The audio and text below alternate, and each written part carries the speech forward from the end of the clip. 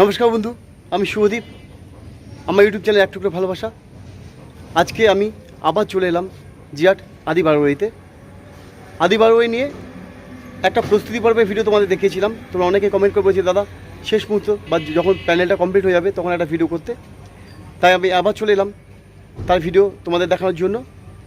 আদি বারোয়ারি প্রত্যেক বছর কোনো না কোনো নতুন ধরনের চমক রাখে।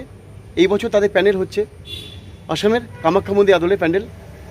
কীভাবে এই প্যানেলে ঢুকবে, প্যান্ডেলের ভেতরে প্রবেশ করার পর তোমার কতক্ষণ সময় লাগবে প্রতিমা দর্শন করার জন্য, বিস্তারিত আমি এই ভিডিওর মাধ্যমে সবই বলবো।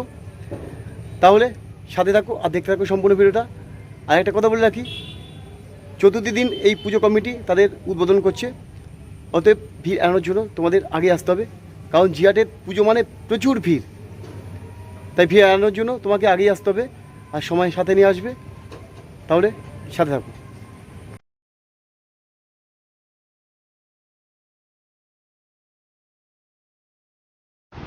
দেখো বন্ধু, মাঠে বেশিরভাগ অংশই বাঁশে ব্যারিকেড করে দেওয়া হয়েছে। তার কারণ জিরাটে প্রচুর ভিড় হয়, এই ভিড় থেকে কোনো দুর্ঘটনা না ঘটে তার জন্য এই সিদ্ধান্ত নিয়েছে আদি বারোয়ারি পুজো কমিটি।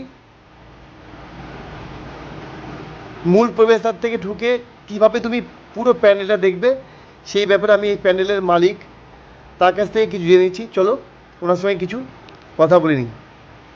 নমস্কার কাকা, আমি শুভদীপ। আমার ইউটিউব চ্যানেল এক টুকরো ভালোবাসা তার তরফ থেকে আপনাকে কিছু প্রশ্ন করছি। এই আদি বারোয়ারির যে কামাখ্যা মন্দিরটা হচ্ছে, সেই মন্দিরে কীভাবে দর্শক প্রবেশ করলে মেন পুজোটা, মানে আমাদের তো মেন উদ্দেশ্য হলো দুর্গা পুজো, সেই প্রতিমা দর্শন করতে হবে, একটু বিস্তারিত বললে খুব ভালো হয়।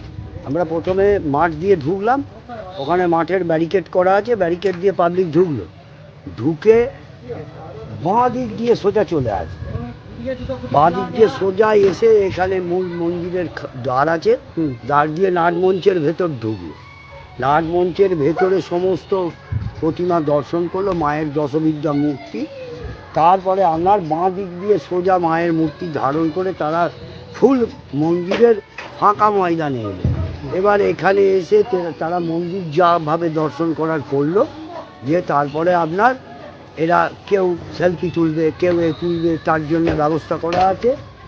এখানে সামনে থাকবে আপনার দুটো বড় সিংহ প্রবেশদ্বারে দাঁড়িয়ে থাকবে, ওখানে থাকবে আপনার ওই কোণে থাকবে আপনার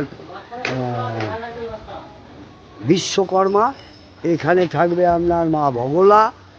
আর কি এইবার লোকে এইগুলো দর্শন করার পর মূল গর্ভগৃহে ঢুকলো, গর্ভগৃহে অর্ধচন্দ্রাকার সিঁড়ি আছে, সেইখান দিয়ে রেলিং পাস করে মায়ের ওই সিঁড়ি দিয়ে ঢুকে নিজের মায়ের গর্ভগৃহে নামলো, মাকে দর্শন করলো। পর বামুনের কাছে চন্দ্রমিত্র খেয়ে মা দুর্গাকে দর্শন করে পাশ দিয়ে তারা সোজা আপনার মন্দিরে মাঠে মেলা দেখতে চলে যায়।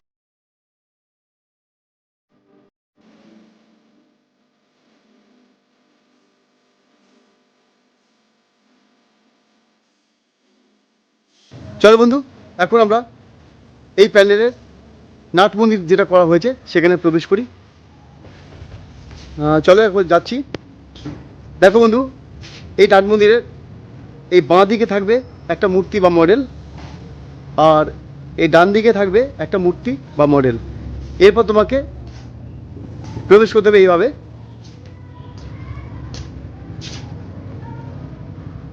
দেখো কত সুন্দর করা হয়েছে এই কাজগুলো। এটা হলো কি নাট মন্দির। এখানে অনেকগুলো ছোট ছোট বক্স তৈরি করা হয়েছে, যেখানে বিভিন্ন ধরনের দেবদেবীর মূর্তি রাখা হবে।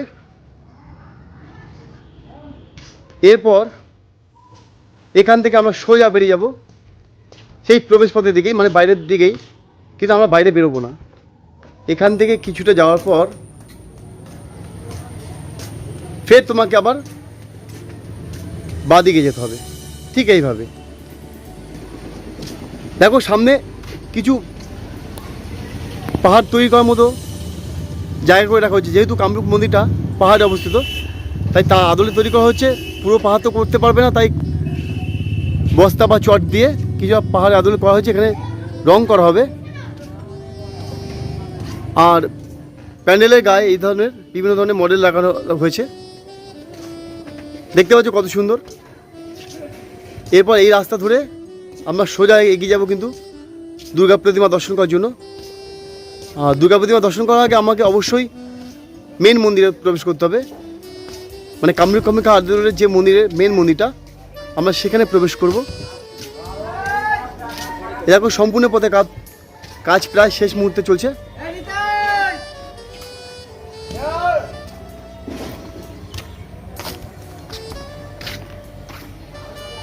বুঝতে পারছো কত সুন্দর হয়েছে।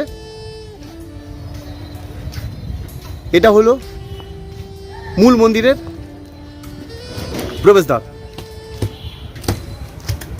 এখান থেকে আমরা ভেতরে প্রবেশ করব। এরকম অর্ধচন্দ্রকার টাইপের একটা সিঁড়ি করা হয়েছে, দেখো ঠিক যেন অর্ধেক চাঁদ সেভাবে সিঁড়ি করা হয়েছে। এখান থেকে তোমাকে এইভাবে যেতে হবে।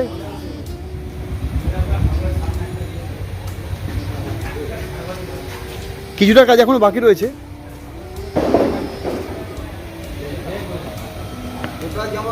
এরপর এখানটাতে থাকবে মা কামরূপের মানে কামাখ্যা মায়ের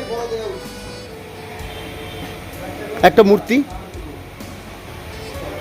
এখানে সেই মূর্তি দর্শন করার পর তোমাকে কিন্তু আবার ঠিক এরপর বেরোতে হবে। এরপর আদি বারোয়ারির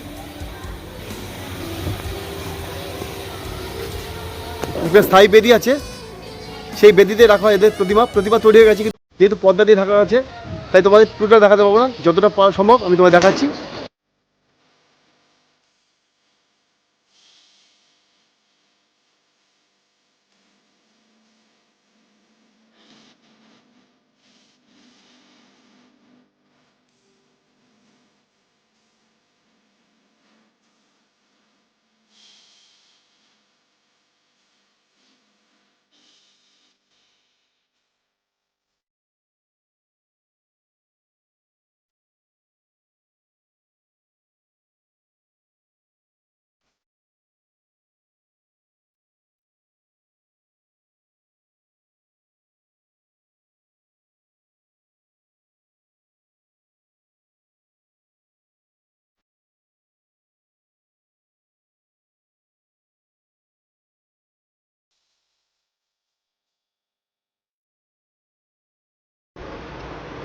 আদি বারোয়ারির এই প্রতিমা দর্শনের পর তোমাকে এই রাস্তা ধরে এগিয়ে যেতে হবে।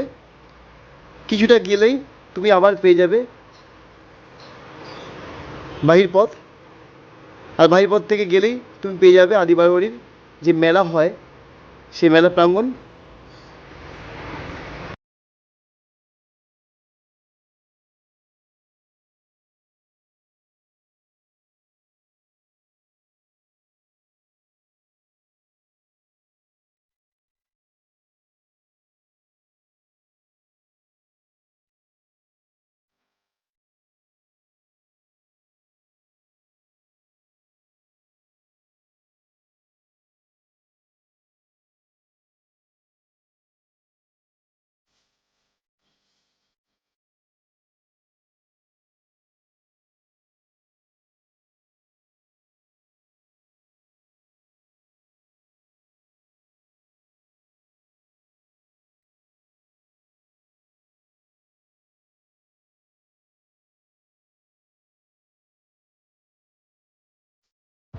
তাহলে বন্ধু, কেমন লাগলো তোমাদের এই ভিডিওটা?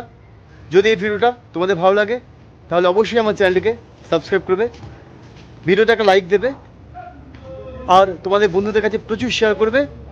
তাহলে আজ এখানে রাখি, আমার দেখা হচ্ছে আমার পরবর্তী ভিডিওতে। আমি পুজো নিয়ে, জিআরটির পুজো নিয়ে আমি আরও অনেক আপডেট তোমাদের দেবো।